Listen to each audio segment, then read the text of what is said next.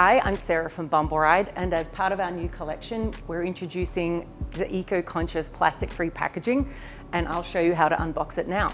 We're no longer using any tape on the boxes, so you just have to find a point that you can pull it open. And if you have problems with that, you can always get a butter knife to open it as well. Once you've got the box open, you'll find this handle. You just pull open. This is the manual. Make sure you don't throw that away. You'll need that later, which we'll go over. And then you just pull it out. To set up your Indie, the first thing you do is remove the two rear wheels. We've included here a quick reference for you explaining wheel tire pressure. And then this comes undone here and it slides through. This is where you'll find the front wheel. Just take that out. To start setting up the Indie, it's easiest if you turn it over and have the fabric facing up, and then you release the auto lock.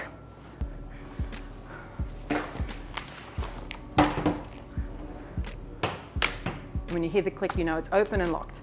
A few things to note as well is that we also now have the strollers. They come with the canopy already attached, and also the rear brake bar is already attached.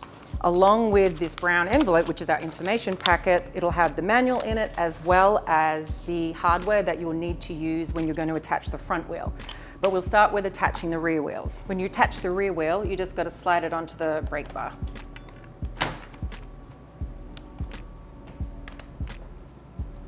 And you'll hear the click and it's engaged. When you need to release the rear wheel, you just pull up on the wheel pin here and you can slide it out. To attach the cargo basket, there's 3 snaps and they just go over this lower bar on the frame. For attaching the front wheel, the first thing you want to do is locate all the hardware that you need, which includes the front bolt and nut, and then the tools, which is an Allen key and a wrench.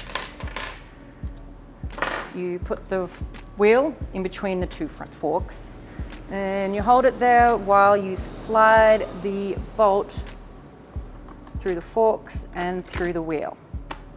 And it should come out through the other side here. And then you attach the bolt like so. And at that point, it's very important that you then tighten it using these tools to make sure that the wheel is fully secure.